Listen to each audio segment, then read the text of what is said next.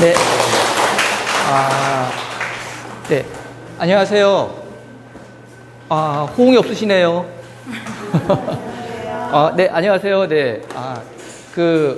이런 자리 되게 쑥스럽습니다. 이렇게 제가 말씀을 드리는데 호응이 없으면 제가 좀 우울합니다. 그러니까 저를 위해서 또 여러분들을 위해서 조금 적극적으로 호응을 해주시면 좋을 것 같아요. 오늘 4시간이죠? 네. 4시간인데 2시간은 이론이고 2시간은 실습으로 되어 있더라고요. 오늘 날이 30도가 넘죠. 그리고 이 근처에 나가서 볼만한 것이 있을까? 제가 미리 네이버로 이렇게 쫙 봤는데 볼만한 게 별로 없더라고요. 나가도 여러분들께 보여드릴 만한 것들이 별로 없을 것 같아요. 그래서 제가 나가지 않고 실내에서 볼 수 있도록 몇 가지 샘플을 좀 준비해 왔거든요. 우리가 해충이라든지 병이라든지 이런 것들을 나가지 않고 실내에서 확인할 수 있도록 준비를 해왔습니다. 그래서 시원한 곳에서 4시간 동안 강의를 들으시면 되겠습니다. 오늘 들으시는 주제가 뭔지 아세요? 병충해. 병충해 관리. 그렇죠. 제가 여기다 이렇게 써놓고서 여쭤보네요. 네. 병충해 관리 맞고요. 병충해 관리 그러면은 어떤 게 관심 있으세요? 진딧물. 또 깍지벌레, 응애. 이 정도 아시면은 상당한 전문가신데. 일단 응애 아시면 준 전문가이십니다. 그리고 깍지벌레 이거를 아시면은 준 전문가. 네. 근데 뭐 그 정도까지는 알고 계신 것 같아 대부분. 그럼 제가 할 말이 없는데 큰일 났는데 이거. 전문가 앞에서는 함부로 말을 하면은 쑥스러워요. 자, 오늘 그렇지만 일부 제가 아는 한도 내에서만 말씀을 드리도록 할게요. 자, 먼저 들어가기 전에 다 써놔서 제가 여러분들은 이렇게 보시면은 됩니다. 그런데 이왕이면은 안 보시고 그냥 앞만 보셔도 좋을 것 같습니다. 미리 예습해 오신 분 안 계시죠? 네. 그렇죠. 이런 거 예습해 오면 안 돼요. 그렇죠? 예습해 오면 여기에 뭐가 들어갈지 다 알아요. 근데 그럼 재미가 없거든요. 그래서 사실은 제가 이런 것들을 할 때 미리 다 지워놓고서 PPT 만들도록 하는데 제가 이번에는 다 원본을 보내드렸네요. 네. 자, 보겠습니다. 일단 들어가기 전에 정원에 대한 정의를 한번 살펴보도록 하겠습니다. 정원이 뭘까요? 여러분들이 지금까지 몇 주 동안 교육을 받으셨죠? 많이 배우셨죠? 거의 뭐 한 서너 달, 한 2달, 3달 이상. 근데 그 2달, 3달 배우신 주제가 뭐예요? 큰 덩어리가 뭐냐면은 정원 아닌가요? 그쵸? 정원을 배우셨습니다. 그러면은 정원이 뭔지를 아셔야 될 거 아니에요? 그런데 제가 이렇게 정원이 뭡니까? 여쭤보면은 되게 당황해야 하세요. 그래도 자신감을 가지고 한번 말씀해 보세요. 뭘까요, 정원?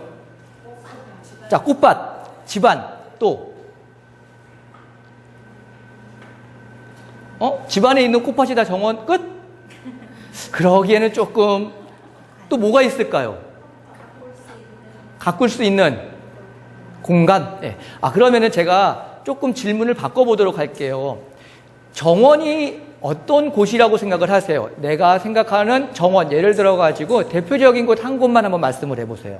생각나는 정원. 희원. 에버랜드 가보셨네. 또. 외딴 곳? 그러면요. 아니, 내 집 앞에 있는 정원 없어요? 내 집 앞에 없구나. 네. 근데 여기도 공원도 일종의 정원이 될 수가 있죠. 넓은 의미에서는요. 자, 그러면은 한 가지 더 보면은요. 여기서 일단은 정원이라는 거를요. 국어사전을 찾아보세요. 그러면 이렇게 나옵니다. 집안에 있는 뜰이나 꽃밭 이렇게만 나옵니다. 그러니까는 일단 꽃이 있어야 되고 그 다음에 다 뜰. 그러면 안에는 뭐가 들어가 있을까요? 뜰이라고 그러는 곳 안에는 뭐가 들어가 있을까? 꽃이 있을 거고 또 나무도 있을 거고 물, 텃밭. 그쵸? 약간 넓게 생각을 하니까 꽤 많은 넓은 곳이라고 생각이 되어집니다. 그런데 이거는 잊으세요. 왜냐하면 여기에 보면은 협의라고 되어 있죠.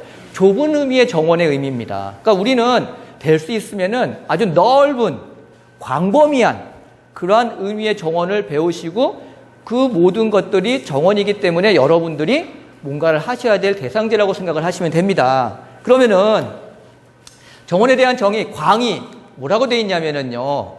이거 약간 잘못되어 있네. 식물. 일단 식물입니다. 식물. 그 다음에 토석. 토석이 뭐예요? 흙과 돌.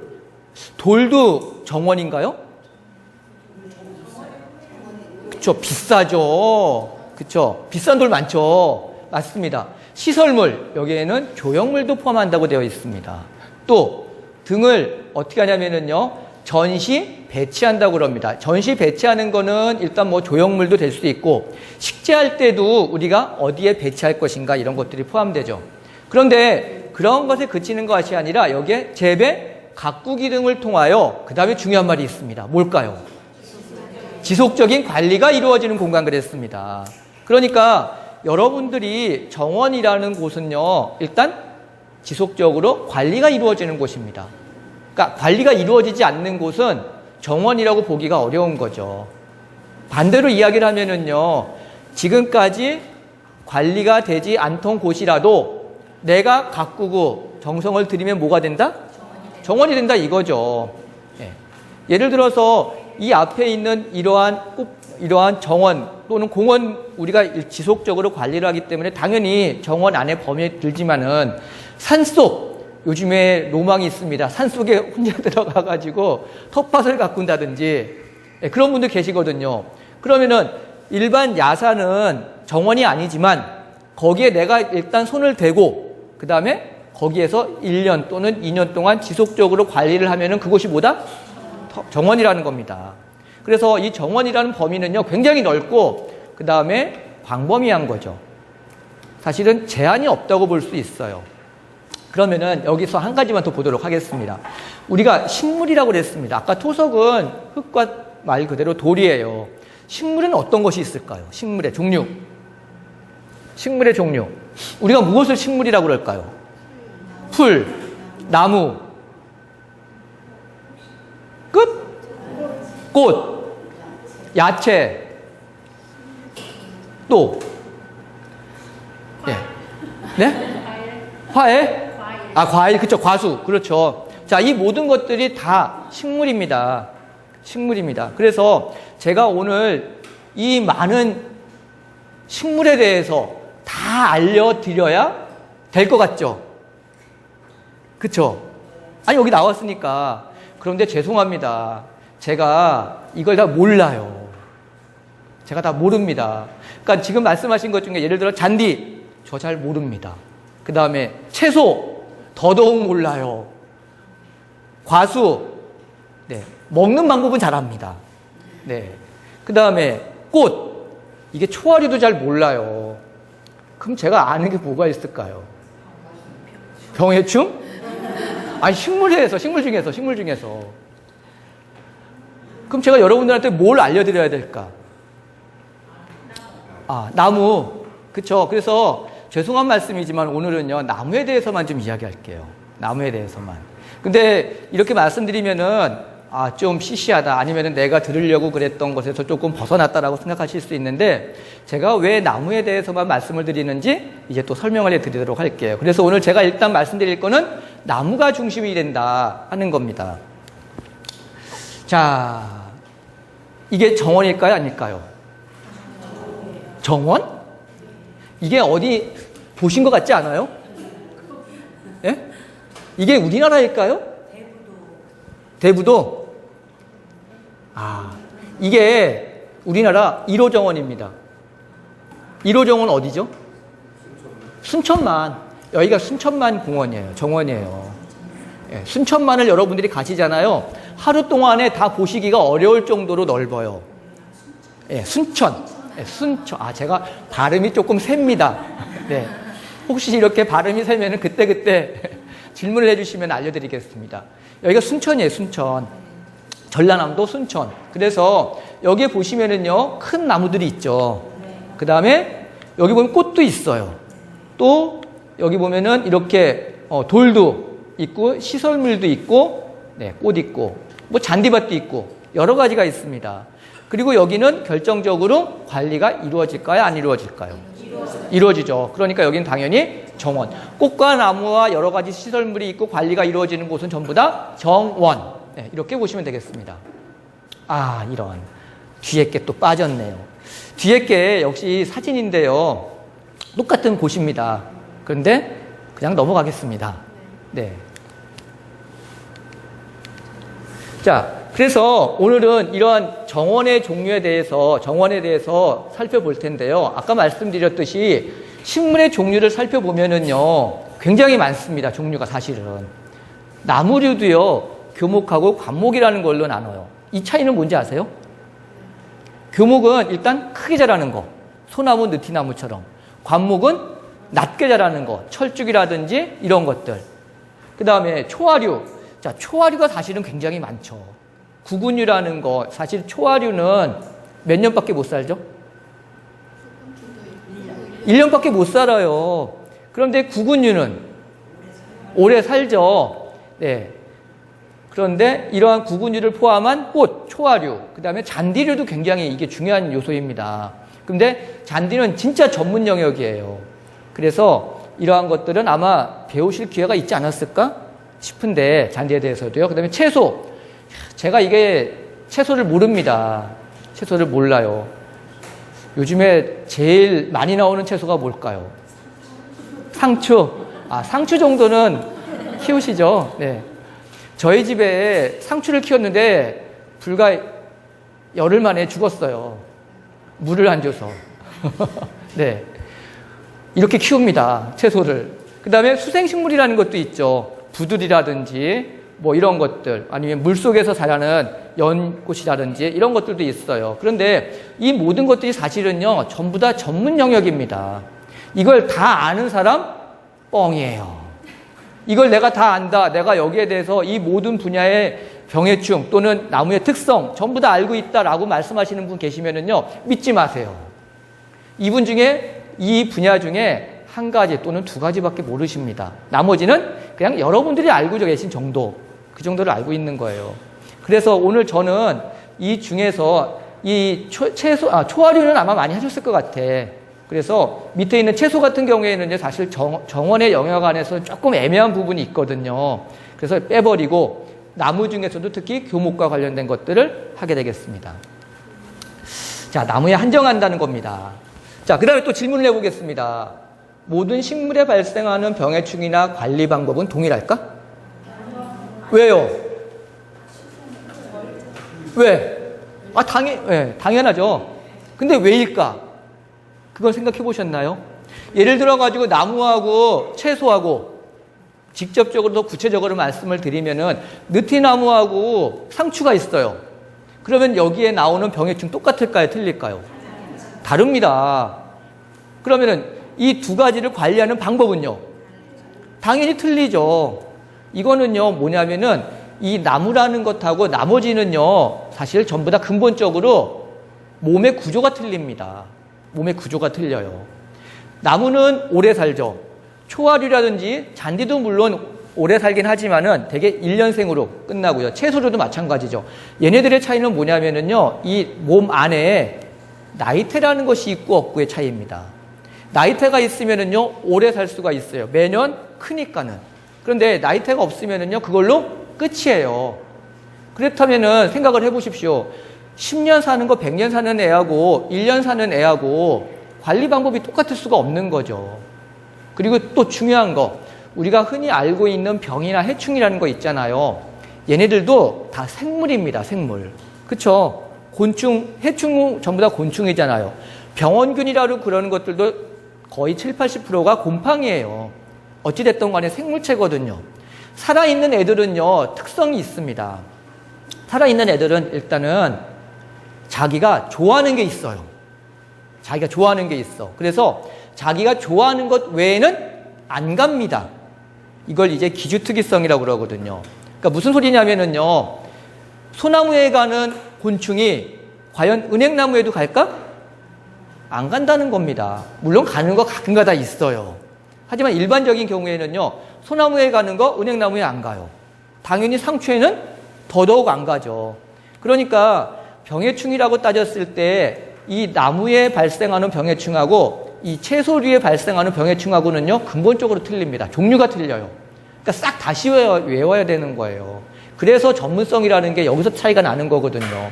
저는 나무에 발생하는 거는 병이나 해충은 어느 정도 다 알아요. 그런데 채소에 오는 거는요, 동정은 하지만, 그러니까 어떤 건지는 알 수 있지만은요, 얘네들이 어느 채소에 가는지 또는 어떻게 피해를 주는지는 또 잘 몰라요. 그래서 오늘 어찌됐든 간에 제가 하는 거는 나무라는 거에 대해서 집중해서 한다는 것을 다시 한번 강조를 해드립니다. 자, 그 다음에 모든 식물은 관리를 해야 할까? 왜? 왜? 왜 관리를 해야 돼요? 없으니까, 움직이지 못하니까, 네, 공급받지 못하니까. 그럼 관리 안 하는 나무는 없을까요?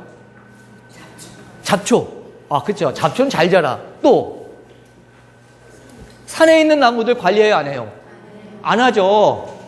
근데 산에 있는 나무들은 어때요? 잘 자라죠. 그럼 뭔가 이상한 거 아니에요? 산에 있는 나무들 잘 자라는데 관리를 안 해. 그러면은 여기 있는 나무들도 관리 안 해도 되지 않을까요? 왜 그래요? 굉장히 아주, 예, 이상하죠? 그쵸? 어떤 부분이? 2주 전에 네. 풀을 다 뽑고 왔는데 2주기가 또 풀이 아주 장난이 아니에요. 네네. 그쵸? 곡식은 안 자라는데. 곡식은 안 자라는데, 그쵸? 그게 또 이유가 있습니다. 뭐냐면은요, 걔네들이 살기 좋은 환경인 거야. 그러니까 이게 또 뭐냐면은요, 나무나 채소나 곡식이나 자기가 좋아하는 땅이나 자기가 좋아하는 환경이 있습니다. 예를 들어서 그렇게 예를 들어가지고 잡초가 잘 자라는 곳은요, 일반적으로 나무나 아니면은 이러한 이런 채소 같은 것들이 잘 자랄 수 있냐면은 잘 못 자라는 환경이 많아요. 예. 왜 그럴까? 틀리기 때문에 그럽니다. 사는 특성이 틀리기 때문에 그래요. 예를 들어가지고 이런 비유가 적절할지는 모르지만 삼성의 이건희가 이건희 씨, 회장님이시죠? 네, 회장님이 예를 들어가지고 저쪽 시내버스, 예를 들어 버스를 타려고 그런다. 이 사람이 잘 적응해서 여기를 잘 탈까요? 이 사람은 타는 방법을 알까? 모르겠죠. 자, 똑같은 사람인데 보통 사람들은요, 일반인이라고 그러는 사람들은 잘 알아요. 근데 이렇게 특별하게, 그게 특별한지는 모르지만은, 그런 사람들은 이런 거에 되게 약하거든요. 나무도 마찬가지입니다. 같은 상황에서 잘 자라는 나무가 있는가 하면은 잘 못 자라는 나무들이 있어요. 이제 그런 것들을 배우시는 게 이 관리라는 겁니다. 우리가 모든 나무가 다 똑같지가 않다라는 걸 일단 설명을 해드리는 거 좋은 예예요, 그게요. 일단은 그곳에는요, 나무나 아니면은 다른 것들이 자라기 어려운 그러한 환경이지만 잡초는 잘 자랄 수 있는 환경이다. 이제 설명을 해드리겠습니다. 자, 그래서 일단은 관리를 해야 된다는 겁니다. 근데 그거는요, 시기, 경제, 환경에 따라서 틀려진다는 거죠. 자, 그럼 두 번째, 병해충만 잘 방제를 하면은 나무가 잘 자랄까요? 그러면은요, 물, 그 다음에 또 영양, 이런 것들 잘 줘야 되겠죠. 근데 여기서 말씀하신 것 중에 병해충 제하고는요, 물 말고 이 양분은 나무들은 별로 신경 안 써요, 사실은. 왜냐하면은 우리가 거름을 주는 이유가 뭐일 것 같아요? 주로 어디에다 많이 줘요? 어떤 나무에? 과실수에 많이 주죠. 과실수에 이렇게 주는 이유는 뭐겠어요? 열매를 먹어야 되니까. 그런데 일반 나무들 열매 먹어요? 안 먹습니다. 그러니까 사실은 이 열매 결실을 필요로 하는 그러한 식물, 나무들은요, 양분을 많이 줘야 됩니다. 주기적으로. 그런데 그런 것들이 아닌 경우에는요, 일반적인 부족 증상이 거의 안 나타납니다. 일반 토양에서 거의 다 있어요. 그리고 그것 중에서 아주 조금씩만, 미량만 필요하기 때문에 실질적으로 영양 공급이라는 거는요, 나무에게는 큰 의미가 없어요. 그런데 그냥 사람이 생각하기에 이렇게 주면 좋겠지, 아니면은 이렇게 주면은 좋을 거라고 생각을 해서 주시는 경우가 대부분이라는 거죠. 그러니까 관리를 할 때 여기 경제성을 말씀드렸죠. 돈 많으시면 해도 상관없어요. 그런데 뭐 안 해도 나무한테 아주 나빠지거나 그럴 일은 굉장히 드물다라는 거죠. 예. 그래서 병해충만이 아니라 영양 공급보다는요, 물은 중요합니다. 물은. 네, 물은. 사람의 몸에 70% 이상이 물이잖아요. 나무도 마찬가지예요. 물을 굉장히 많이 필요로 하기 때문에 물에 대한 공급은 중요하지만 그 외의 것들은 사실은요, 크게 신경을 안 쓰셔도 돼요. 여기 나와 있죠. 나무를 직접 죽이는 병해충은요, 거의 손가락 안에 꼽습니다. 예를 들어서 여러분도 들어보셨을 거예요. 소나무 재선충병? 들어보셨어요? 네. 참나무 시드름병. 그 다음에 솔라방, 송충이라고 들어보셨죠? 네. 그 다음에 소나무 좀. 이런 거 말고는요, 나무를 안 죽입니다, 사실은요.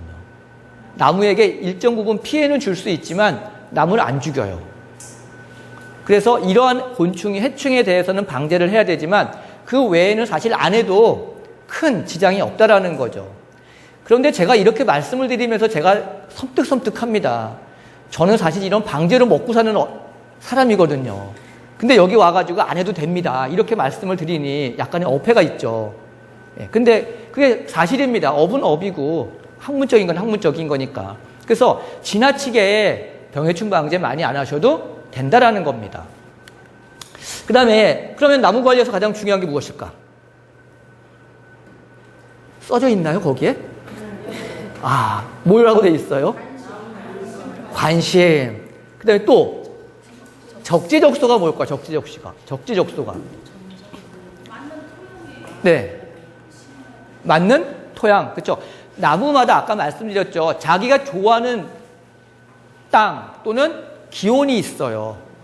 예를 들면은요, 배롱나무라고 아세요? 배롱나무? 배롱나무가 원래는 우리가 남부수종이라고 말을 합니다. 원래 남쪽에서 자라는 나무예요. 왜 남쪽에서 자라는 나무일까요? 얘가 추위엔 약한 나무입니다. 그래서 밑에는 따뜻하니까 월동도 되고 잘 지낼 수 있어요. 그런데 얘가 조금 이렇게 올라와서 서울 쪽 오잖아요? 그러면은 가끔 가다가 겨울철에 올해처럼 한번 추위가 오잖아요?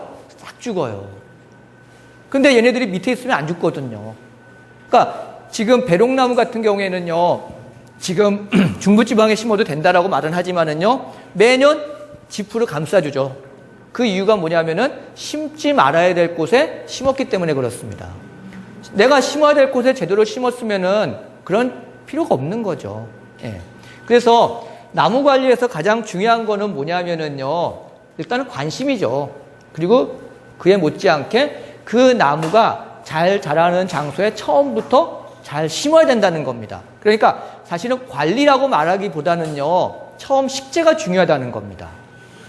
식재가요. 예. 그래서 나무의 경제적 가치만 중요한가? 이거는 뭐냐면요, 뒤에 이제 말씀드릴게요. 예. 200원에 한 병 그랬는데, 자, 이 나무를 한번 보십시오. 아, 이 흑백으로 보시는 거하고는 좀 틀리죠?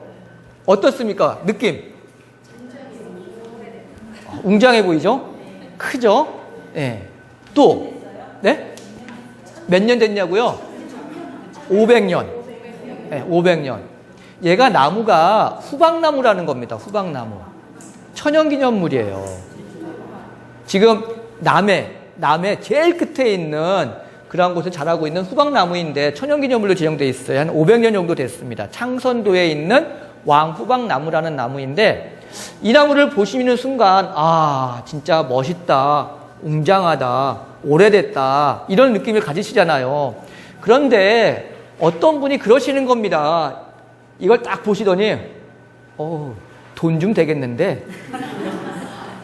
아니 그런 생각 왜 안 가지세요? 나무값 굉장히 비쌉니다. 이걸 만약에 이렇게 굴치를 해가지고 팔 수 있다면은요, 몇십억짜리예요. 예. 이게 이제 조금 이따 말씀드릴 경제성하고도 연관이 있는데요. 일단은 보시는 시각에 따라 가지고 여러 가지 생각을 하실 수가 있다라는 겁니다. 어떤 분은 와 울창해 보이지만 어떤 분은 아 좀 답답해 보여. 그래서 가지를 좀 쳐줘야 될 것 같아. 이런 생각하실 분도 있죠. 자, 여기에서 관리의 방향이 결정되는 겁니다. 이걸 결정을 누가 할까요?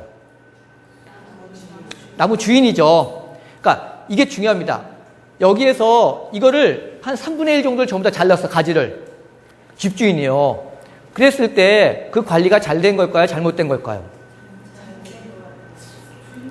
주인이 만족하면 잘 된 거예요. 그런데, 네. 아니, 전문가라는 분들이 오셔가지고, 여기는요, 오셔가지고, 여기 잘라주고, 이거 이렇게 해가지고, 이렇게 모양을 만들어줘야 됩니다. 라고 말을 하고 갔어요. 근데 내가 그러기 싫어. 난 이게 제일 보기 좋아. 그러면은, 지금 이대로 있는 게 관리 방법의 최선의 방법이라는 거죠. 그러니까, 여러분들이 생각하실 때, 관리 그러니까, 뭔가를 자꾸 해주는 걸 생각하시는데, 그냥 가만 놔두는 것도 관리라는 거죠. 내 마음에 들면은, 그게 관리입니다. 어렵게 생각하지 마세요. 그러니까는 너무 많이 돈을 쏟아가지고 해주시는 분들 좋습니다. 저희 같은 사람들은 좋아해요. 그런데 굳이 그렇게 하지 않아도 나무가 잘 자랄 수 있는 환경에 처해져 있다면은요, 별다른 활동을, 별다른 일을 하지 않아도 잘 자라는 여건이 된다면은 그 자체가 관리라는 겁니다. 자, 또 하나의 사진이 있습니다. 이 사진은 어때요? 여기 나무가 있나요, 없나요? 있죠. 자, 여기도 있고 뭐 많죠. 이 나무들은 관리를 할까요, 안 할까요? 어떻게 그렇게 금방 말씀을 하세요? 지저분해요? 왜 관리를 안 할까요?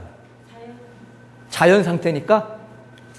자, 그러면은, 자, 이 나무는 보세요. 이 나무는 관리를 할까, 안 할까요? 해요? 아니, 얘는 안 하고 얘는 왜 해요? 집안에 있으니까? 그럼 집안에 있는 거 무조건 해야 되겠네? 자, 이거는요, 나무가 뭐 같아요? 딱 보셨을 때? 무궁화 같죠? 무궁화입니다. 한 주예요, 한 주. 이것도 천연기념물입니다. 강릉에 있는 거예요. 예, 집안에 있는데 이게 한 주예요. 굉장히 크죠? 자, 그런데 얘는 관리를 하고 얘는 관리를 진짜로 하지 않습니다. 얘가 천연기념물이라서 관리를 할까? 그건 아니라고 생각합니다. 얘가 천연기념물로 지정되기 전에서부터 관리를 여긴 해왔어요. 그리고 여긴 해오지 않았어요.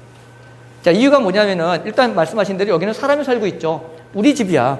그러니까 내가 예를 들어가지고 그냥 물을 한번 줘도 줄 수 있고, 뭐 아니면은 뭐 여러 가지 퇴비 같은 것들을 한번 줘도 줄 수가 있는 거죠.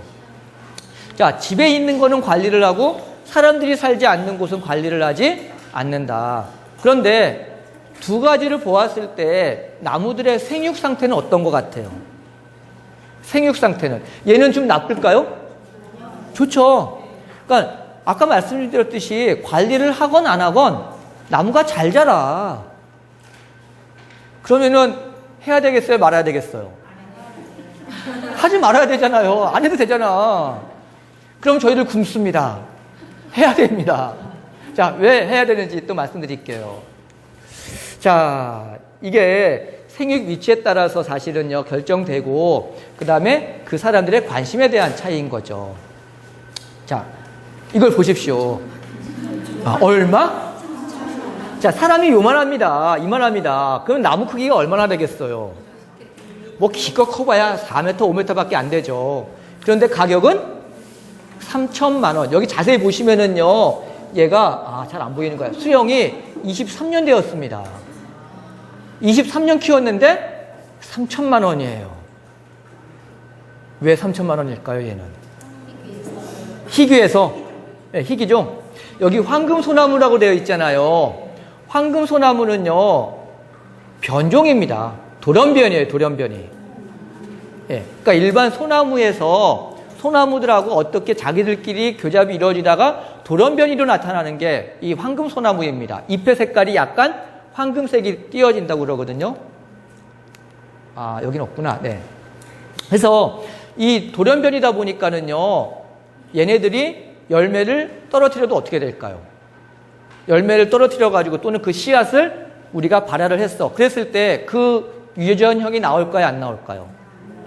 안 나옵니다. 돌연변이는요. 그대로 끝나는 거예요. 이런 나무가 없다는 겁니다. 그래서 이러한 황금소나무를 가끔 가다가 뉴스에 나와요. 몇 년에 한 번씩. 이 소나무가 발견되면은 뉴스에 나옵니다. 어디에 소나무, 황금소나무 발견. 그러면 여러분들은 어떻게 하셔야 되겠어요? 캐러 가야죠. 이제 올랐어요. 예. 근데 일반적으로 이런 소나무가 있는 데는요, 캐기가 어려운 장소가 많아요. 그래서 캐오기가 어렵습니다. 아니면 헬기를 동원해야 돼. 예, 헬기 왜냐면 여기 사람이 예를 들어서 포크레인이 못 올라갑니다. 그러니까는 사람이 일일이 파야 되고 이걸 들어 올리려고 그러면은 헬기 진짜 띄워가지고 해야 되거든요. 너무 돈이 많이 들잖아. 그럴 때는 어떻게 해야 되겠어요? 예? 그럴 때 방법을 알려드릴게요. 그리고 산에 가서 함부로 이렇게 캐오지 마세요. 잘못 캐오잖아요? 이겁니다. 요즘에 산림법이 강화돼가지고 산에서 이렇게 불법 채취하잖아요? 잘못하면 500만 원, 2천만 원, 징역 2년 이렇습니다. 그러니까 절대 캐오시면 안 돼요. 위험해. 그런데 돈은 좀 벌고 싶어. 그럴 때는요, 여러분들 가셔가지고 가지를 자르세요. 가지를 자른다면 어떻게 해야 되겠어요? 심으면 시간이 또 많이 걸리잖아. 접이죠, 접. 다른 나무에다가, 다른 소나무에다 접을 붙이시는 겁니다. 이 나무가 접 붙인 지 23년 된 나무입니다. 그쵸. 아니, 가지 자르는 거 모르잖아. 그것도 모르게 잘라와야죠. 신나게 막 광고하면서 나 여기 이렇게 자르는 장면 전부 다 찍어가지고 유튜브 올리고 그러면 안 돼요.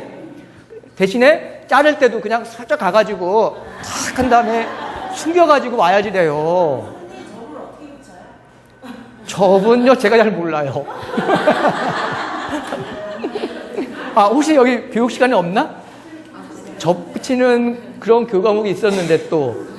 그건 뭐냐면은요, 그냥 접을 붙일 때는요, 접을 붙이려고 하는 나무의 상태를 살짝 낸 다음에 이 나무의 끝부분하고 이렇게 붙여가지고 붙여주면 돼요. 근데 그게 처음에 하시는 분들은 잘 안 되거든요. 그래서 몇 번 해보시고 난 다음에 하세요.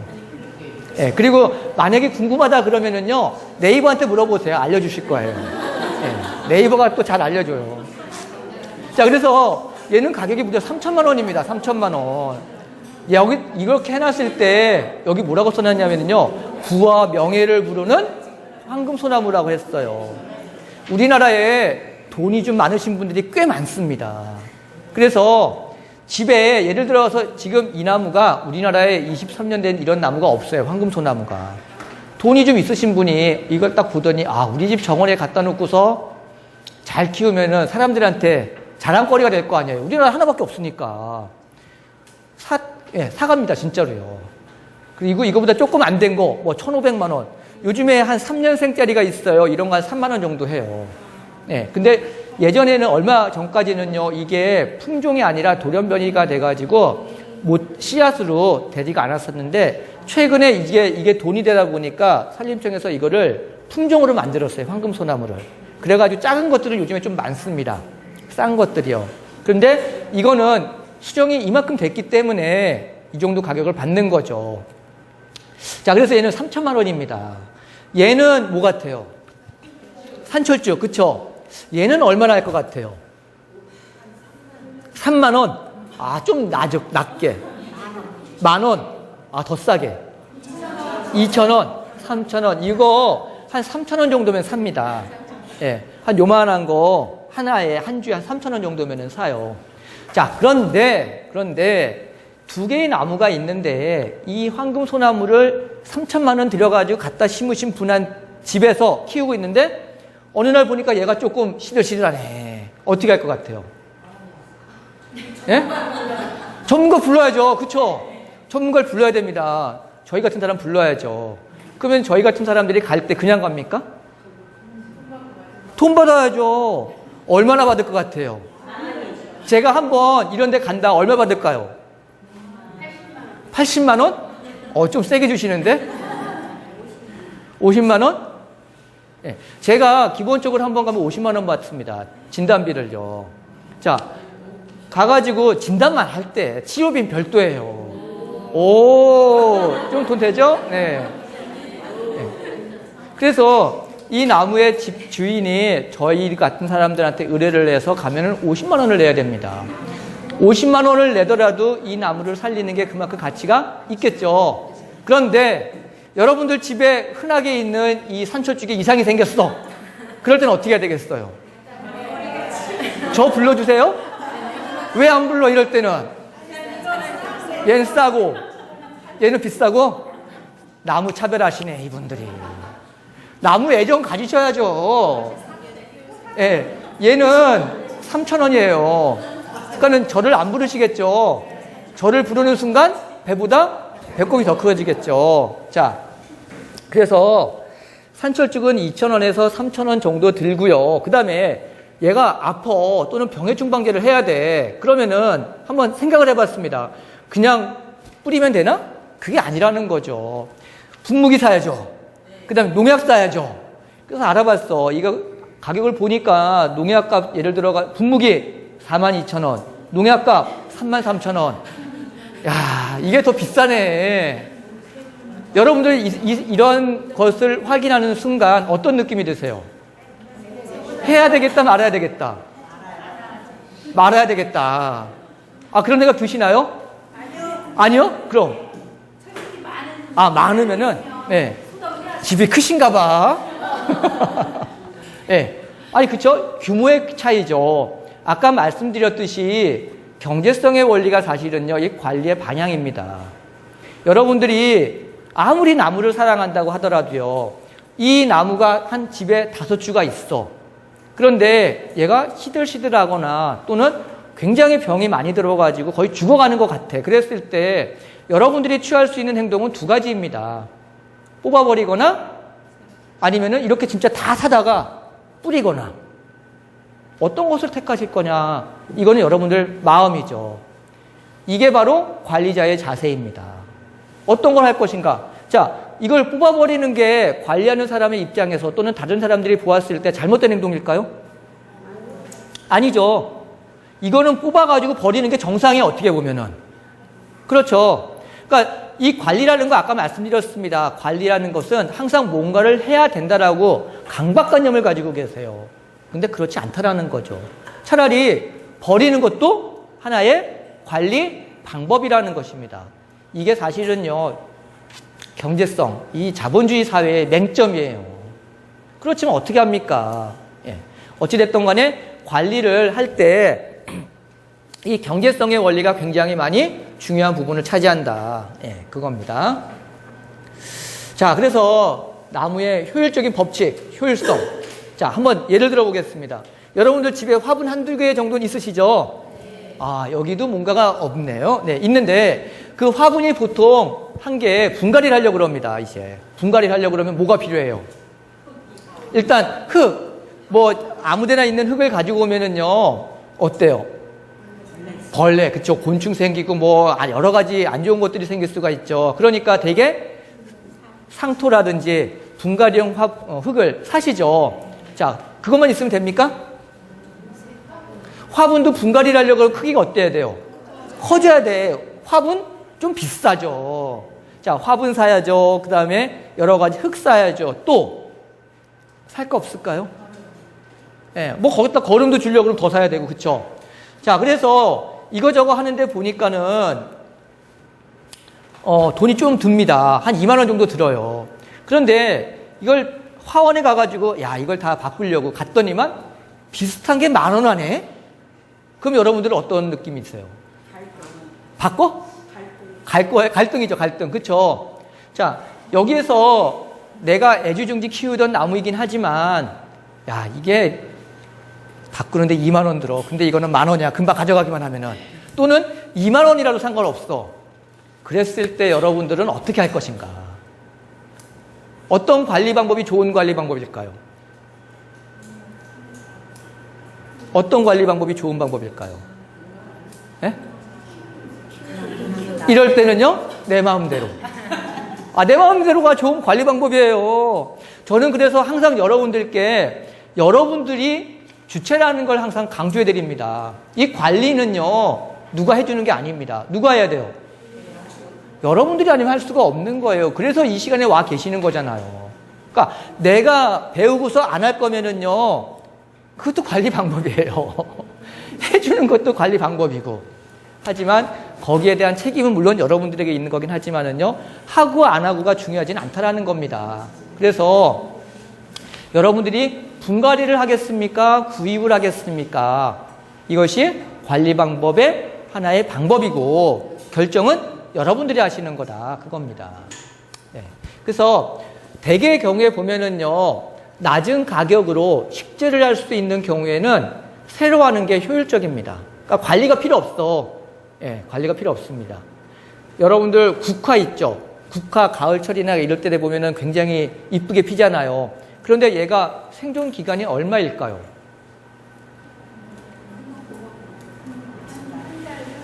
예, 꽃만 보면은 한 달에서 두 달이죠. 그거 잘 키우면 내년도에 나올까요? 안 나올까요? 나오는 경우도 있고 안 나오는 경우도 있죠. 예, 예. 또는 여러분들 그 선물로 꽃을 받잖아요. 다 절하잖아요. 자, 그것도 보시면은요, 새로 예를 들어가지고 저는 그렇습니다. 저는 이 꽃보다는 화분을 사서 줍니다. 왜냐하면 이게 더 경제성일 것 같아가지고 오래 피고 계속 나오니까는요. 그래서 이 관리라는 것이요, 예를 들어가지고 절하를 관리하는 것도 역시 어떻게 관리하냐에 따라가지고 조금 더 길어질 수도 있고 짧아질 수가 있죠. 근데 그러한 방법들은 전부 다 여러분들이 알아서 하시는 거고 여러분들 마음대로 한다. 그래서 뒤에 배우실 것 중에서 여러분들이 직접 뭘 안 하셔도 상관없어요. 그런데 안 할 때 안 하더라도 내가 알아서 안 하는 거하고 내가 몰라서 안 하는 거하고는 또 차이가 있죠. 적어도 여기 오셨으면은 내가 알지만 안 하는 거야. 이 정도는 하셔야지. 그렇잖아요. 그래서 조금만 자세히 들어보시면 좋겠습니다.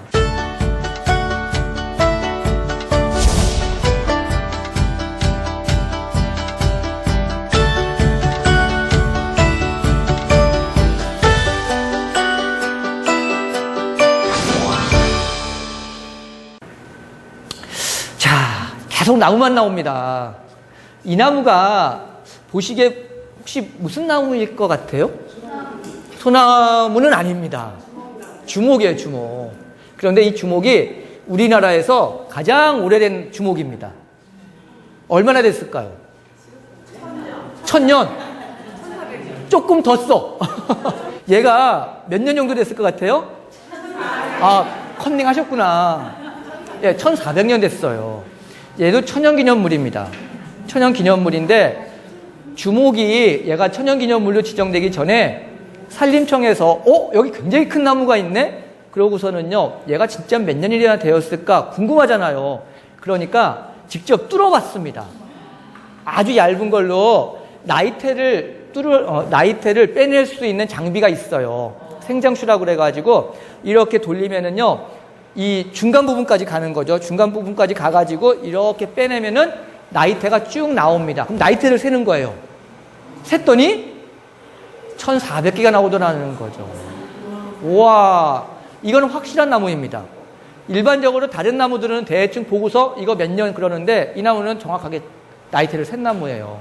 그래서 1400년 된 우리나라에서 가장 오래된 나무입니다. 가격은 얼마나 할까요? 네?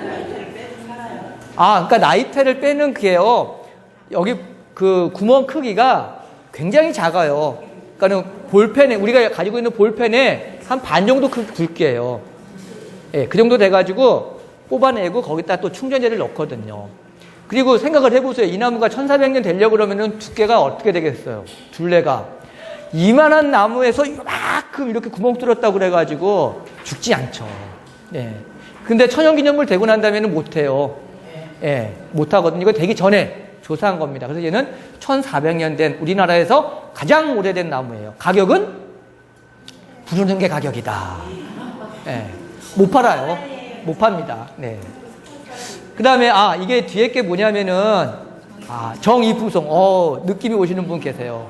정이풍송입니다. 그런데 정이풍송은 나이가 한 600년 정도 됐다고 그러거든요. 600년 정도 됐는데 얘는 가격이 있어요. 얼마? 856만 원? 원이라는 겁니다. 이게 뭐냐면은요, 정이풍송이나 이런 나무들은요, 일반적으로 우리가 이제 이거 전부 다 문화재거든요. 문화재들 같은 경우에는 그런 게 있어요. 예를 들어서 우리가 문화재 국보 메토를 외국에 보내잖아요. 보낼 때 그냥 보내는 게 아니라 보험을 들고 갑니다. 그러면은 보험가를 산출을 해요. 예를 들면은요. 그럼 그게 그 가격이 되는 거예요. 예를 들면은요. 얘네들은 뭐냐면은요. 이런 나무들은 그렇게 나갈 건 아닌데 이제 몇몇 천연 기념물들을 이렇게 사람들한테 물어봤어요.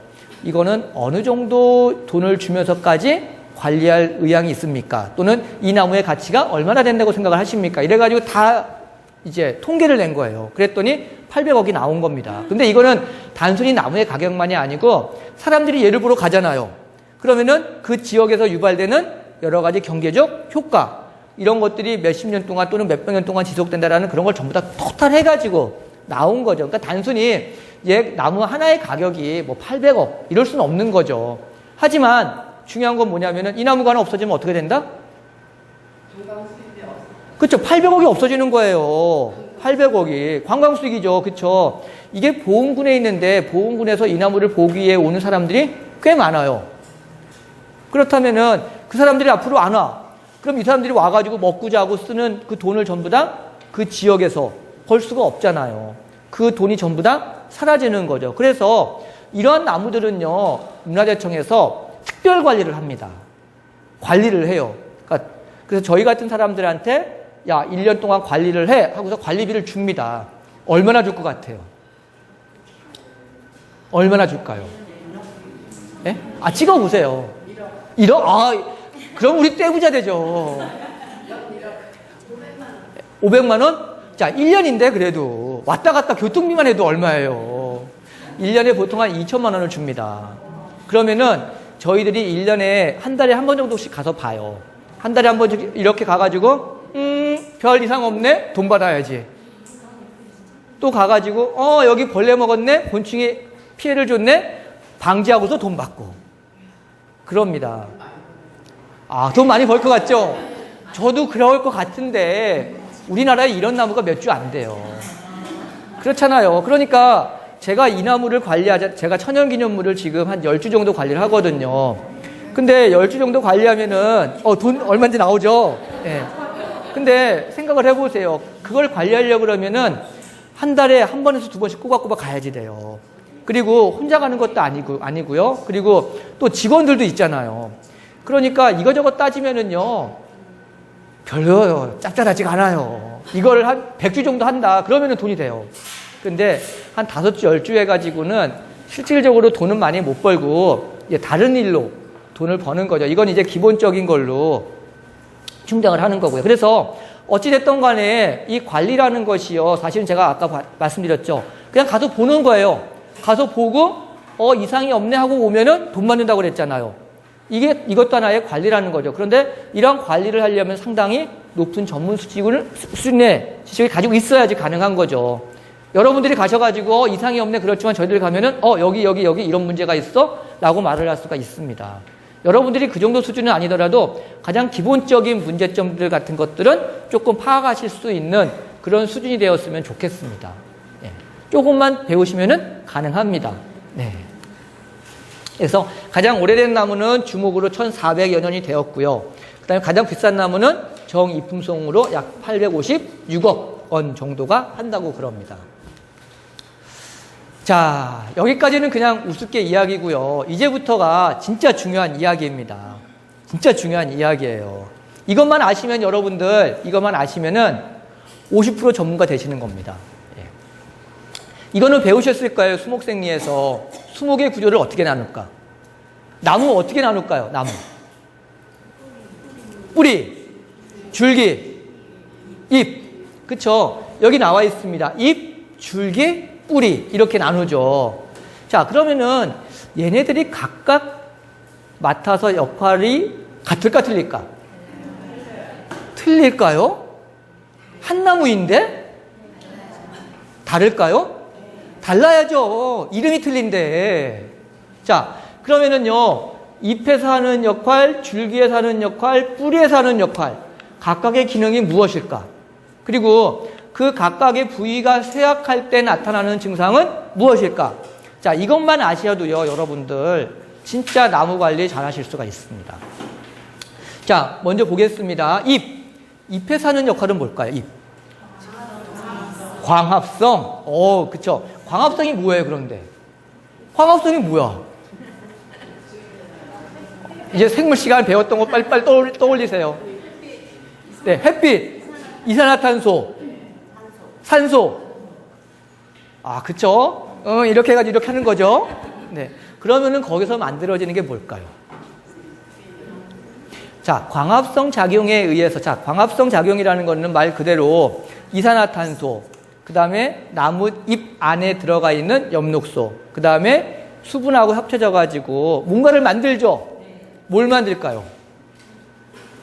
거기서 만들어지는 게 뭘까요? 산소는 만들어가지고 바깥으로 내뿜죠. 네. 그러면 그 안에서 만들어지는 영양분 뭘까요? 제가 찍기 쉽게 1번 단백질, 2번 지방, 3번 탄수화물.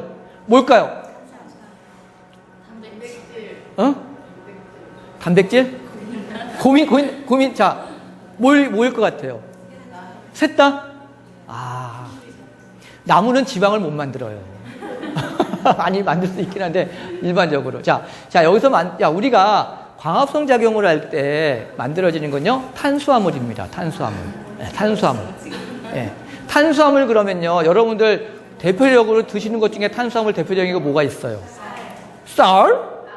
밥? 네. 밥 진짜 맞나요, 탄수화물? 맞죠? 지방은 대표적인 게 뭐가 있어요? 고기. 그쵸? 그러면은 단백질은? 고기, 땅콩 이런 것들이 있죠. 자, 근데 우리가 탄수화물을 대표적인 게 쌀이라고 말씀하셨습니다. 그러면은 이 쌀을 우리가 먹잖아요. 달아요, 안 달아요? 달죠. 이 탄수화물이 잘게 쪼개집니다. 쪼개지면 뭐가 될까요? 포도당, 다당류, 단당류. 그쵸? 쉽게 말을 하면은 뭐예요? 단 거. 설탕이에요, 설탕. 다 당분이죠. 자, 우리가 입안에서 먹었을 때, 쌀을 씹었을 때 달게 느껴지는 거는요, 이 탄수화물이 잘게 쪼개지면서 여러 가지 작용에 의해 가지고 단당류가 되는 거거든요. 그래서 이 잎에서 광합성 작용에 의해서 만들어지는 거는 탄수화물이고, 탄수화물은 곧 당류다. 설탕이라고 생각을 하시면 됩니다. 그러니까 실제로 잎에서 설탕을 만들었습니다. 우리가 3대 영양소 있죠. 신체에서. 우리 사람에게 3대 영양소. 아까 말씀드렸던 탄수화물, 지방, 단백질이라는 역할이 뭐예요? 뭘까요? 몸을 키우고 그 다음에 에너지원이 되는 거죠. 여기도 마찬가지예요. 나무가 자랄 수 있는 에너지원이 되는 겁니다. 자, 그러면은 잎에서 이 당분을 만들었어요. 포도당을 만들었습니다. 만들면은요, 얘가 잎 혼자 먹고 살까요? 그러면은 전체로 보내야 되겠죠. 그렇죠? 평상시에는요, 잎에서 지네들끼리 먹고 삽니다. 그러다 가을철 되면 어디로 가요? 잎이 이제 없어지잖아요. 그러니까 어디로 보내? 줄기를 통해서 뿌리로 보내죠. 자, 이제 중요한 사실을 알게 됩니다. 우리가 이 당이라는 건, 포도당이라는 거는 잎에서 만들어서 밑으로 보냅니다. 나무의 구조에서 보면은요, 우리가 물관하고 체관이라는 게 있는 걸 아실 거예요. 물관은 뭐 하는 거예요? 물이 올라가는 거예요. 체관은 양분이 올라가는, 오르내리는 그러한 관입니다. 그런데 사람에게도요, 이 핏줄에 보면은 동맥이 있고 정맥이 있죠. 동맥하고 정맥이 같은 방향으로 돌까요? 반대 방향으로 돌까요? 헷갈리시죠? 반대 방향으로 돕니다. 예. 얘네들도 똑같아요. 물관하고 체관하고 올라가고 내려가는 방향이 반대입니다. 똑같이 올라간다, 똑같이 내려간다가 아니라 하나는 올라가고 하나는 내려갑니다. 그러면은 힌트가 오죠. 자, 체관이 위에서 내려갈까요? 네? 물관이 위에서 내려갈까요? 체관. 그러니까 자, 나무에서 체관이라고 있는데요. 이 체관은 위에서 아래로 내려가는 방향으로 흘러갑니다. 이렇게. 예. 자, 그래서 양분이 잎에서 만들어져서 아래로 내려온다는 거죠. 그러면은 이제 뒤에 잠깐 하겠지만 또 뿌리는 보세요. 뿌리가 하는 역할은 뭘까요? 뭔가를 흡수하죠. 뭘 흡수해요? 물을 흡수하죠. 자, 나뭇잎이 물을 흡수할까 안 할까요? 물을 흡수 못해요. 할 구멍이 없어요. 얘네들은 물을 다 뽑는 기능밖에 없어요. 그러면은 줄기가 물을 빨아들여요? 아니죠. 그럼 뭐가 빨아들여요? 뿌리죠. 뿌리입니다. 그래서 뿌리에서 물을 빨아들이면은 얘를 어떻게 해야 되겠어요? 지 혼자 뿌리가 먹고 살아? 그럼 위로 올라가야 되겠죠? 그래서 물관의 방향은 아래에서 위로 올라갑니다. 야, 그래서 물관은 아래에서 위로, 체관은 위에서 아래로 이러한 방향으로 오게 되어 있습니다. 자, 그 다음에 아까 광합성 했었고요. 또 하나 증산작용이라는 것이 있죠. 증산작용은 뭐예요? 잎에서 광합성 작용하고 난 다음에 여기서 생긴 물이 어떻게 되는 거예요? 바깥으로 빠져나가는 거죠. 자, 우리가 여름철에 나무 그늘 가면 시원하죠. 그 이유는 이 증산작용 때문에 그래요, 사실은요. 물론 뭔가가 가려져서 그런 것도 있긴 하지만은요, 바깥은 굉장히 덥죠. 근데 잎에서 아주 미세하지만 물이 바깥으로 빠져나가요. 그럼 이 물로 인해 가지고 온도가 낮아지는 거죠. 네. 그러니까는 이 물이 이 바깥에 있는 온도하고 이렇게 결합되면서요, 이 물이 낮아요, 온도가. 그래서 이 온도가 전체적으로 조금 낮아지게 하는 겁니다. 그래서 주변에 있는 나무잎 주변에 있는 온도가 다른 옆에 있는 온도보다도 보통 3도, 5도 낮아요. 그러니까 그래서 우리가 그늘 안에 들어가면 시원한 거거든요. 그래서 나뭇잎이 하는 역할은요, 여기 나와 있는 증산작용하고 그 다음에 광합성 작용을 주로 합니다. 자, 그 다음에 줄기는 무슨 역할을 할까요? 줄기. 지지기능. 딱 서 있으니까는. 또 이동 통로가 있죠. 여기에 아까 말씀드렸던 물관과 체관에 이동 통로가 있습니다. 이동 통로가 있어요. 자, 또 잎은 호흡을 할까 안 할까요? 하죠. 줄기는 호흡을 할까 안 할까요? 할까요 안 할까요? 자, 그러면은 나무하고 사람하고 똑같아요. 그러면은 사람들 호흡을 어디로 해요? 입으로, 주로 코로 하죠, 주로. 코로 합니다. 근데 가끔 가다가 안 되면은 입으로도 하죠. 그런데 여러분들, 아주 먼 옛날, 여기 계신 분들은 대부분 알 것 같은데, 다이어트 방법 중에 랩 다이어트라고 있었어요, 옛날에. 기억하세요? 해보셨어요? 랩 다이어트가 뭐예요? 랩으로 몸을 감는 거예요. 그런데 이렇게 랩으로 몸을 감싼 다음에 한 이틀 있다, 몸은 조금 빠졌을지 몰라. 근데 어떤 증상이 나타나는지 아세요? 몸이 괴사가 됩니다. 예. 왜? 숨을 못 쉬어서. 예. 피부도 호흡을 한다는 겁니다. 그럼 나무 줄기 어떻게 했어요? 당연히 하죠. 그래서 나무는요, 잎도 호흡을 알고 줄기도 호흡을 합니다. 대신에 잎이 거의 90%, 그 다음에 줄기가 뭐 1, 2% 정도 하는 거죠. 자, 그래서 이 줄기도 호흡을 한다는 겁니다. 그래서 사실은요, 줄기도 뭔가를 이렇게 막 감싸놓고서 숨을 못 쉬게 해놓는 것도 굉장히 안 좋은 행동 중에 하나죠. 물론 우리가 겨울철에 지프로 이렇게 감싸는 거 있죠. 그런 거는 숨구멍이 있으니까, 구멍이 많으니까 그나마 괜찮은데, 이런 비닐 랩 같은 걸로 감싸 놓으면은요, 진짜 나무 죽어요. 그래서 나무를 죽이고 싶다 그러시면은요, 그렇게 하세요. 네. 시간이 좀 걸립니다. 네. 다음에 뿌리가 하는 역할은 뭘까요? 아까 흡수한다고 그랬죠. 뭘 흡수해요? 물 흡수하고 또 무게의 양료라는 걸 합니다. 그러니까 우리가 사람하고 똑같아요. 우리가 3대 영양소 있잖아요. 뭐 지방, 단백질, 탄수화물하고 그 다음에 비타민, 뭐 철분, 이런 것들하고 사실은 똑같을까요? 틀려요. 이런 비타민이나 철분 같은 것들은요, 그런 것들이 없어도 사람이 살 수 있지만은 단지 몸에 아주 미세한 여러 가지 생리작용을 저하시키죠. 뭐 눈을 조금 안 좋게 한다든지 아니면은 그런 것들이죠. 여기에 나무도 마찬가지입니다. 탄수화물, 잎에서 만드는 광합성 작용의 영양분하고 이 뿌리에서 빨아들이는 이러한 여러 가지 양분들은요, 이 탄수화물하고는 근본적으로 틀린 거예요.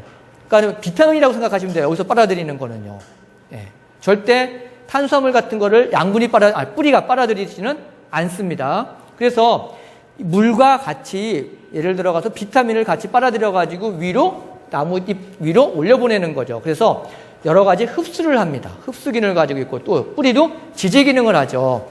또 뿌리는 호흡을 할까 안 할까요? 예. 안 하는 부분이 없어요. 몸 전체가 호흡을 합니다. 그래서 뿌리도 호흡을 한다는 겁니다. 여기에서 이제 중요한 사항이 있어요. 그러면 뿌리가 호흡을 하지 못하면 어떻게 될까요? 죽어요. 죽습니다. 그러면은 또 한번 생각을 해볼게요. 그러면 과연 어떻게 하면은 뿌리가 호흡을 하지 못하게 할까? 어떻게 하면은 뿌리가 호흡을 하지 못할까요? 물을 많이 준다? 아, 근데 그것도 방법이 두 가지가 있어요. 물을 많이 주면은 물이 찰 것 같잖아요. 그런데 흙의 종류에 따라 틀려집니다. 예를 들어가지고 다 모래야. 그러면 물 많이 줘도 더 밑으로 빠지죠. 근데 얘가 진흙이야. 그러면 조금만 줘도 죽죠. 예. 그래서 그런 걸 할 때도 흙을 이제 살펴보셔야 되고, 어찌됐든 간에 물을 많이 준다. 또, 물을 안 준다. 호흡. 마르는 거 말고 호흡. 아, 그쵸. 흙을 많이 덮는 겁니다. 흙을 뿌리 주변에다가 막 덮어요.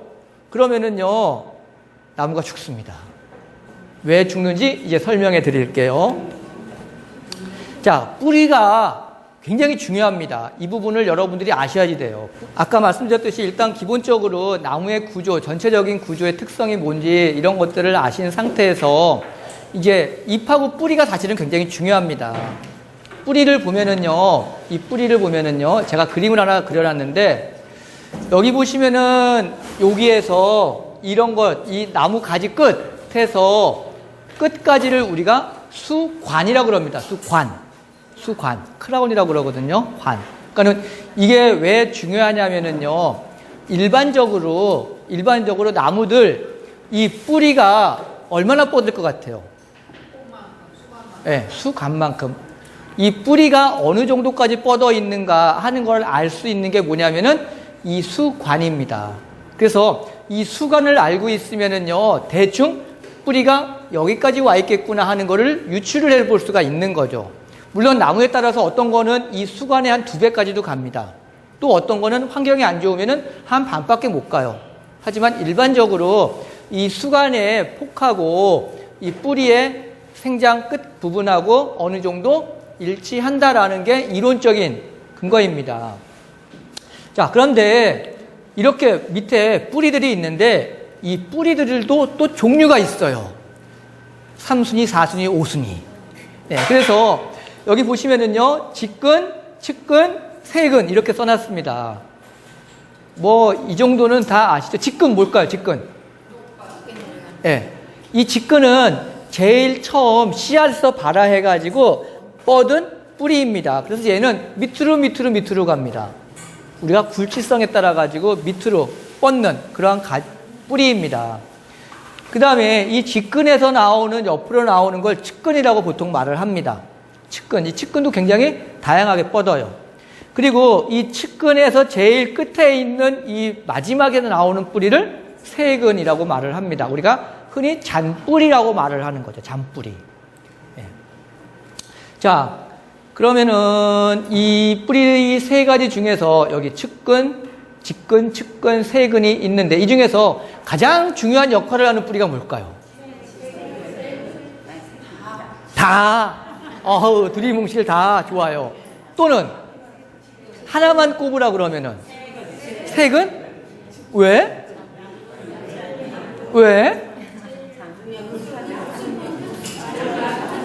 이제 또 여러 가지 말씀들이 나오시죠. 네. 근데 여기서 말씀하신 대로 세근이 제일 중요합니다. 왜냐면은요, 이 나무 뿌리가요, 시간이 지나면 지날수록 약간 목줄화되어 갑니다. 그러니까는 뿌리의 기능을 점점 상실하고 일종의 지지 기능을 하는 목재화되어 가요. 네. 그래서 아까 물도 빨아들이고 또는 무기 양분도 빨아들여야 된다고 그랬잖아요. 근데 이러한 두 가지 역할을 흡수를 주로 하는 건 세근에서 합니다. 세근에서. 직근 깊게 뻗어서 지지 기능은 해줘요. 그런데 얘가 물 빨아들인다? 이런 기능이 거의 못한다는 거죠. 측근도 마찬가지예요. 측근도 나온 지 얼마 안 된 측근들은 그러한 역할을 할 수도 있긴 하지만은 어느 정도 굵어진 측근들은요, 그러한 기능을 못합니다. 기능을 상실해요. 그러면은 그러한 기능을 전부 다 하는 게 어떤 뿌리냐? 세근이라는 거죠. 자, 그래서 여기 나와 있는 세근은 보면은요, 여기 나와 있죠. 직근은 고든 뿌리, 지지 기능을 주로 담당을 합니다. 그래서 얘네들은 사실은 있으나 없으나 뭐 그래요. 끊을 수 없으니까. 근데 측근, 원뿌리에서 갈라져 나온 뿌리인데 그냥 지지 기능을 하면서 세근의 마지막 부분을 만들어주는 역할을 하고요. 세근은 잔뿌리로 무기양분, 수분을 흡수하는 역할을 합니다. 그래서 나무의 뿌리에서는요, 이 세근이 가장 중요합니다. 그런데 이 세근은요, 지표면에서 20에서 30cm 이내에 거의 대부분이 살고 있어요. 그러니까는 우리가 땅을 파잖아요. 땅을 파면은 한 요 정도 파면은 뿌리가 나옵니다. 잔뿌리들이 나와요. 그런데 여기 더 파잖아요? 안 나와. 이건 왜냐하면은 이 세근들의 특성이라는 것 때문에 그래요. 우리가 여러분들 산에 높이 올라갔습니다. 에베레스트 산에 올라갔어요. 호흡을 할 수 있어요, 없어요? 있긴 있죠. 하지만 되게 힘들어하죠. 왜? 올라가면은 뭐가 없어요? 산소가 줄어들죠. 그럼 반대로 생각을 해봅시다. 올라갈수록 없다면은 밑으로 내려갈수록 어떨까요? 공기가 똑같아요. 없어요. 예. 그러니까 밑으로 내려가면 내려갈수록 뿌리도 호흡을 해야 되는데 호흡을 할 수 있는 산소가 줄어드는 거죠. 그런데 이 세근이라는 거는 나온 지 얼마 안 된 애들이에요. 애들이다 보니까 연약하잖아요. 예. 그러다 보니까는 깊이 들어갈 수가 없다라는 거죠. 그래서 대개 지표면 20에서 30cm 이내에 대부분 머물러 있어요. 그리고 토양에서도 20에서 30cm 또는 50cm 정도까지가 어느 정도 공기를 많이 가지고 있지, 그 밑으로 내려가면은 현격하게 줄어든다 그럽니다. 예를 들어서 1m 아래는요, 이 20에서 30cm에 비해 가지고 한 80% 정도 없어진대요.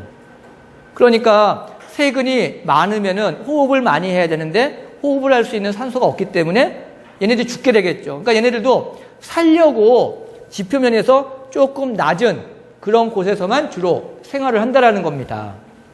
또 세근의 생존 기간은 일반적으로 한 달 정도라고 합니다. 그러니까 세근이 원뿌리의 측근에서 나와가지고 세근이 되고 이 세근이 죽으면 또 거기에서 이 세근이 약간 굳어지면은요, 거기에서 또 다른 세근이 나오고 또 다른 세근이 나오고 그러는 거죠.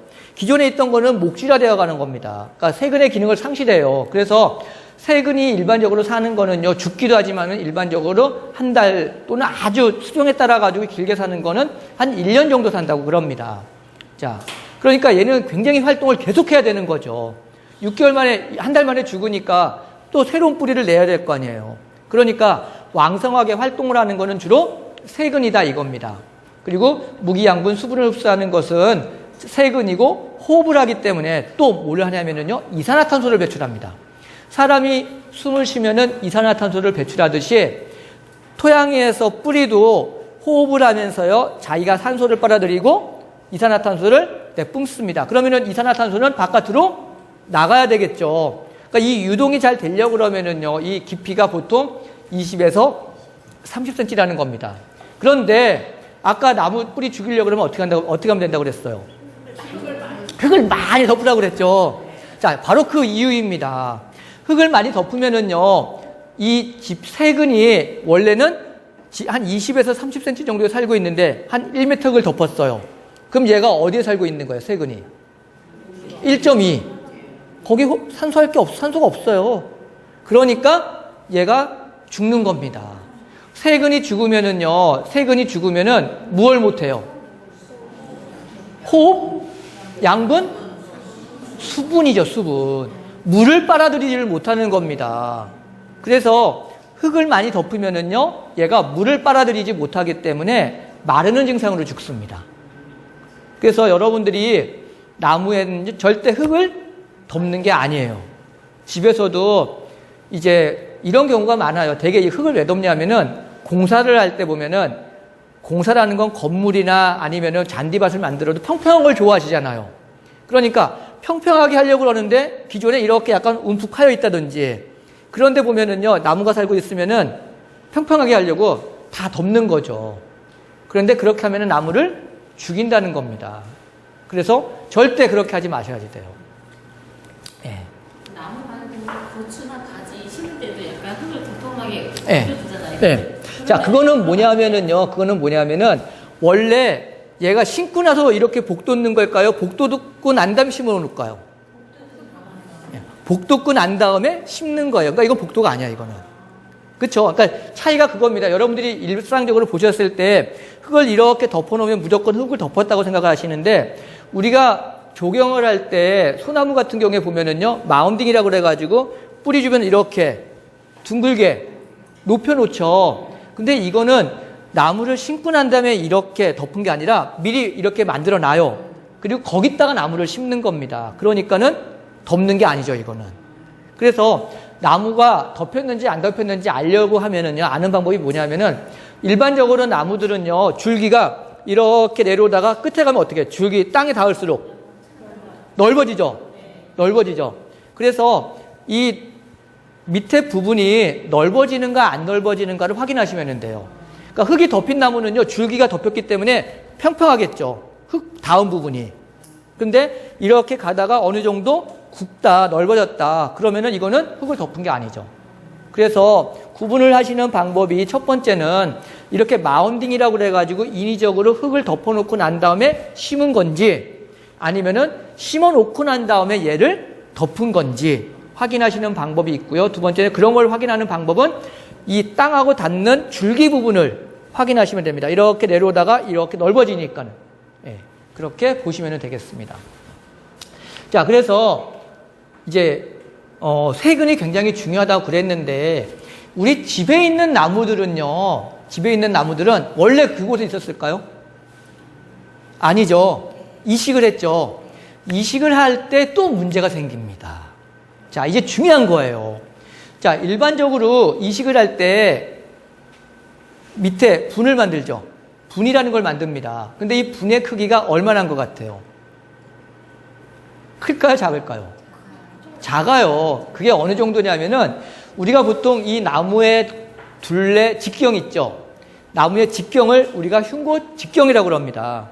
그런데 분을 만들 때는요, 이 흉고 직경의 최대 4배 크기로 해요. 그러니까 여기서 4D라고 해놨죠. 그러니까 예를 들어서 나무의 줄기 두께가 20cm다. 그러면은 분의 크기는 얼마나 이렇게 나오겠어요? 최대 크게 해봤자 80cm. 그러니까 여기서부터 여기까지가 80cm가 나오는 거예요. 80cm가. 근데 보통 흉고 직경 20cm 정도 되잖아요. 그러면 수간폭은 어느 정도 될 것 같아요? 일반 느티나무나 이런 나무들. 한 흉고 직경 20cm 정도 되면은요, 수간폭은 한 15에서 20m 정도 나갑니다. 굉장히 넓게 나가요. 일반적으로는요. 그러면은, 여기, 아까 세근이 여기 끝에 있다고 그랬죠. 세근이 끝에 있다고 그랬습니다. 근데 분을 만들어요. 분을 만들려고 그러면은, 80cm 해봐야, 여기서부터 여기까지가 20cm인데, 이거 크게 해봐야 1m야. 그러면은, 뿌리를 다 어떻게 하겠어요? 잘라야 되겠죠. 자르는데, 밑에 직근은 뭐 그냥 그래도 괜찮아요. 측근도 괜찮아. 그런데 뭐가 다 없어지는 겁니까? 세근이 없어지는 겁니다. 그쵸? 자, 이식을 할 때는 기본적으로 세근을 전부 다 자르버립니다. 자, 그러면은 세근을 없앤 상태에서 심었어. 그러면은 뿌리에서 가장 중요한 역할이 뭐라고 그랬어요? 세근이 하는 역할은 수분 흡수죠. 세근이 없어. 근데 그러면은 뭘 못 빨아들여요? 물을 못 빨아들이죠. 그럼 나무가 어떻게 되겠어요? 말라 죽죠. 그래서 이식한 나무들 죽는 증상이 100% 똑같습니다. 말라 죽는 증상. 그 이유가 뭐냐면은 세근이 없어서 죽는 거예요. 세근이. 여기에 예를 들어가지고 물이 굉장히 많아요. 분을 우리가 이식을 해놓고서 거기다 물을 엄청나게 줬습니다. 땅에 물이 많죠. 그렇다고 그래가지고 나무가 빨아들일까요? 못 빨아들여요. 뭐가 없기 때문에? 세근이 없으니까.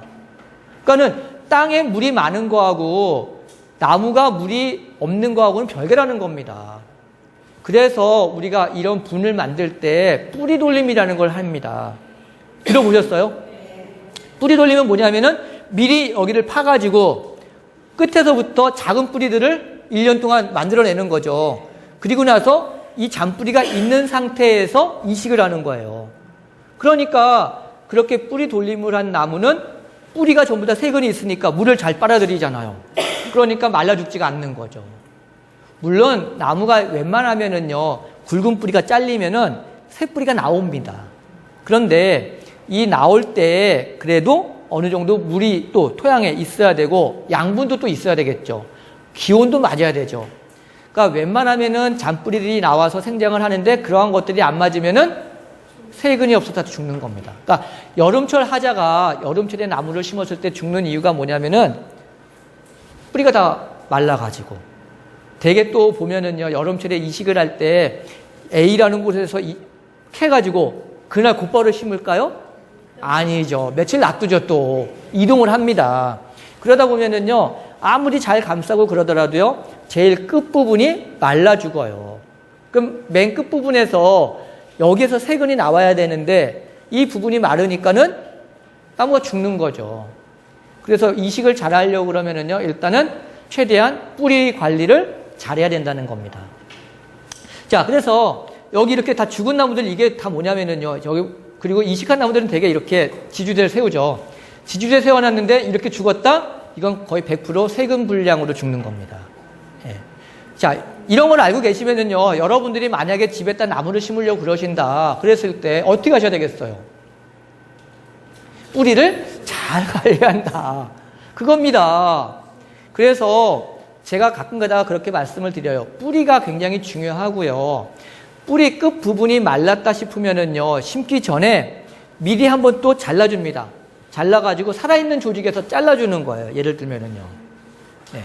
그러면은 살아있는 조직에서는요, 세근이 또 나옵니다. 나무는 자기도 먹고 살려고 어떻게든지 간에 뿌리를 내뽑아요. 그래서 여러분들이 이식을 하실 때는요, 분은 크면 클수록 좋겠죠. 왜냐하면 뿌리가 그 안에 많이 들어가 있으니까. 물론 세근이 여기 끝에만 있는 건 아닙니다. 여기 중간중간에도 일부 이제 작게 나온 치근에서 일부 있을 수 있어요. 그렇기 때문에 이 분의 크기는 크면 클수록 좋습니다. 근데 분이 크면 어떤 문제가 생길까요? 이동하기가 비싸죠. 그렇죠? 조경회사에서는요, 운반비가 많이 듭니다. 예를 들어가지고 한 차에다가 한 5주 실을 수 있는데 분을 예를 들어가지고 이거를 3D로 하는 거하고 4D로 하는 거하고요, 한 2배 차이가 나게 옮길 수 있어요. 그러니까 운반비가 2배 차이가 난다는 겁니다. 그럼 조경회사에서는 어떻게 하겠어요? 될 수 있으면은 작게. 예. 그러면 저렇게 죽은 나무를 네. 해가지고 다시 뿌리를 좀 잘라서 다시 심으면 사나요? 얘요? 네. 얘는 죽은 거죠. 다 죽는 거예요. 네, 죽은 거죠. 저게 한 번에 죽는 게 아니라 여기에서부터 서서히 이렇게 죽는 네. 거잖아요. 네네. 죽기 시작할 때 바로 그렇죠. 죽기 시작할 때 예를 들어가지고 이식을 했다. 이식을 해놓고 난 다음에 일반적으로 일주일 이내에 계속 말라 들어간다. 뿌리가 발견이 안 되는 거예요. 그럴 때는 다시 캐가지고 아까 말씀드렸듯이 끝부분에 살아있는 뿌리를 재가지고 하면은 죽을 수도 있고 살 수도 있고. 아, 저도 장담은 못하는 거죠. 네. 그런데 어찌됐든 간에 그냥 두는 것보다는 만약에 필요하다면은 그런 방법을 쓸 수가 있는 거죠. 그래서 일반적으로 이식을 하고 난 다음에 나무가 죽는 거 보통 한 일주일에서 열흘 사이입니다. 예. 예. 그렇게 됩니다. 그래서 이게 보면은요, 분의 크기를 일반적으로 3D에서 4D, 그러니까는 줄기의 3배에서 4배 정도로 만들고 거의 대부분 잔뿌리는 세근은 잘려 나가는 상태라고 생각하시면 되는 거죠. 네. 그 다음에 세근이 잘려 나가면은요, 무기양료, 수분, 이러한 것들을 흡수하는 세근이 다 없어지는 거고, 결국은 가장 중요한 물을 빨아들이지 못하기 때문에 나무가 죽는다. 이렇게 보시면 되는 겁니다. 그래서 이식을 할 때는요, 이런 부분들을 조금 신경 써서 하시면은 사실 관리라는 게 필요가 없어요. 만약에 이런 상태로 해놓고서 관리하려고 그러면은요, 안 돼요. 돈은 돈대로 들고, 시간은 시간대로 들고, 죽긴 죽고, 이렇게 되는 거죠. 그래서 처음에 심을 때 잘 심어야 된다는 겁니다. 그 다음에 이제 집에 계시는 분들도 계시고 또 이곳에 아파트를 많잖아요. 아파트에 사시는 분들이 이제 또 이런 조경 관리를 하실 때 관심을 가졌으면 하는 겁니다. 일반적으로 아파트 있고요. 위에는 전부 다 차 없는 길이죠. 그렇죠? 여기 이 동네 전부 다 그럴 것 같은데, 그렇죠? 그러면 아래는 뭘까요? 주차장. 주차장을 이렇게 놔두면은요, 위에다가 나무를 심어야 되니까 우리가 토심이라고 그래가지고 흙을 넣어야 되겠죠. 이 토양의 깊이가 얼마나 될까요? 일반적으로. 예. 1점. 한 5m 안 될까요? 5m면은, 여기서부터 여기까지가 2.3 정도 되니까는, 어떨 것 같아요? 한 1m는 이렇게 흙을 줄까요? 2m? 자, 이게 또 이제 건설업체하고의 또 이제 머리싸움입니다. 건설업체에서는요, 건설을 하는 입장에서는 이 토양의 깊이가 깊으면 깊을수록 어떨까요? 돈이 적게 들어갈까요? 많이 들어갈까요? 왜? 흙을 여러 번 갖다 놔야 되니까 그건 별게 아니야. 예. 하중 때문에 이제 기둥이 있잖아요. 여기 하중 때문에 이 콘크리트나 밑에 있는 기둥의 개수나 이런 것들이 많이 늘어납니다. 그래서 건설업체에서는요, 어떻게든지 간에 여기를 얕게 하려고 합니다. 그게 얼마냐면요, 1에서 1.5m입니다. 자, 1점에서 1.5m 그러면은요, 여러분들 키 정도, 그러니까 보통 생각했을 때 우리 키 정도 이렇게 여러분들 아파트에서 지나가다 보면은요, 우리 키 정도 되는 높이 정도 흙만 진짜 흙이고 그 밑에는 다 뭐다? 콘크리트다. 이렇게 생각하셔야 돼요. 근데 아파트에 사시는 분들 욕심이 또 있습니다. 뭐냐면은 이 나무는 큰 게 좋아요, 작은 게 좋아요? 그쵸? 커야지 돈 좀 되죠. 우리 아파트 아주 건물 굉장히 좋은데 나무 큰 게 없어. 좀 아파트 가격이 좀 내려갈 것 같잖아요. 그러니까 입주자들이 어떡합니까? 큰 거 심어 그렇습니다. 그러죠. 자, 그랬을 때 그게 과연 좋은 것일까? 좋을까요? 왜 안 좋아요? 아파트 가격 올려야죠. 그게 왜냐면은요, 이제 문제가 이런 데서 생깁니다. 예를 들어서 아까 여기에 토양의 깊이가 1에서 1.5 정도 된다고 그랬잖아요. 제가 본 것 중에서 최대가 한 2m까지 주는 데를 봤어요. 저쪽 강남 쪽에, 잠실 쪽에 보면은요, 최대 한 2m 정도까지 일부 주긴 하거든요. 그런데, 네. 그런 데서, 네, 뭐 상관없겠죠, 네. 근데, 그런 곳에는요, 낙낙장송이라는 걸 엄청나게 심었습니다. 우리가 흔히 낙낙장송이라고 그러면은요, 이 직경이 한 40에서 50cm 정도 됩니다. 40에서 50cm가 돼요. 한번 생각을 해볼게요. 이 직경이 50cm이면 분의 크기는 얼마큼 나올까요? 최대? 50cm면은 2m. 그쵸? 여기 2m. 그러면 밑에 이렇게 들어가는 것도 거의 7, 80%까지가 깊이가 되거든요. 그러니까 분의 깊이만 2m 뜨면은요, 밑에는 1에서 1.5m 정도가 됩니다. 그러면은 생각을 해보세요. 밑에 50cm 여유를 두고 이렇게 큰 나무를 심어가지고 놨습니다. 얘가 안전할까요? 안전하지가 않죠. 뿐만이 아니라 뿌리가 공간에서 뿌리가 뻗을 공간이 있어요? 없습니다. 그럼 얘가 정상적으로 살까요? 못 삽니다. 그래서 진짜 비싼 아파트 입주자 대표 회의 회장님들이 가끔가다 전화를 주세요. 저희들한테. 우리 아파트 한 채 15억, 20억 해. 그런데 우리 아파트에 있는 소나무가 굉장히 안 좋아가지고 집값 떨어지는 것 같아. 그러니까 와서 좀 싱싱하게 해주세요. 그럽니다. 그러면 제가 가면은요, 그런 데는 아파트에서 그런 거 들어오면은 100%예요. 할 수가 없어. 왜냐하면은요, 아까 말씀드렸잖아요. 여기 이 토심은 낮아요. 그러는데 뿌리는 뻗고 나갈 공간이 없습니다. 근데 위에가 싱싱해가지고 아주 굉장히 많이 자라고 있어. 그럼 어떤 증상이 나타나요? 어떤 현상? 나중에 비바람 올 때, 비 올 때, 태풍 불 때 넘어갑니다. 좋게 하시면 안 돼요. 여러분들 아파트는요. 예? 여러분들 아파트에 큰 나무도 심은 거 좋다고 하지 마세요. 그 나무들은요, 절대 건강하게 키우시면은요, 위험해집니다. 그러니까 죽지 않을 정도로만 키우셔야지 돼요. 이제 이러면 또 이제 혼란스러워지시죠? 네. 진짜입니다. 이게 저희들 같은 입장에서는요, 지금 최근에 사실은 아파트 내에서 이렇게 나무가 넘어갔다 이런 보고는 별로 없어요. 드물어요. 그런데 이러한 나무들의 문제가 뭐냐면 지금 대개 이렇게 지하 주차장화된 지가 불과 한 10년 전후밖에 안 됐거든요. 그전엔 굉장히 위에다 다 주차장이었기 때문에 밑에 토심이 많았어요. 그래서 10년 정도밖에 안 됐기 때문에 이러한 결과가 나타나려고 그러면 조금 더 있다가 나타날 수가 있는 거죠. 예. 그러니까 여기 이 동네는 지금 지어졌으니까 한 20, 30년은 까딱 없습니다. 예. 까딱 없으시고, 예. 그렇지만 너무 좋게 나무가 위에는 활력을 저희가 굉장히 좋게 할 수가 있어요.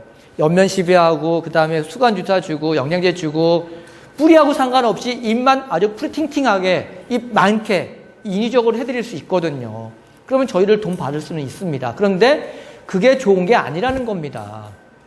그래서 적절하게 나무가 아주 좋다라기보다는요, 그냥 잘 사네? 이런 정도로 만족을 하시라는 겁니다. 여러분들 사시는 이 지역에서는요.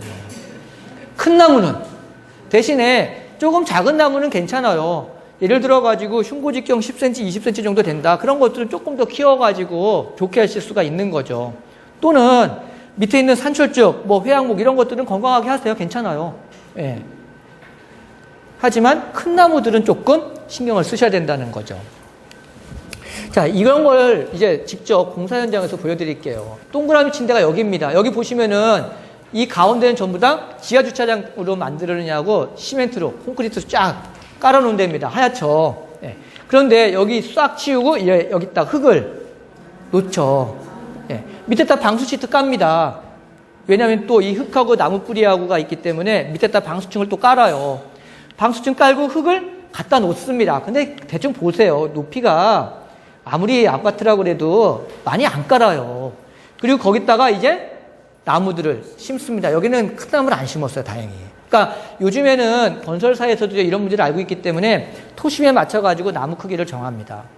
근데 일반적으로 이런 신도시 같은 경우에는요, 그나마 괜찮아요. 문제가 되는 데는 어디냐면은 재건축하는 데. 재건축하는 데는 입김이 세거든요.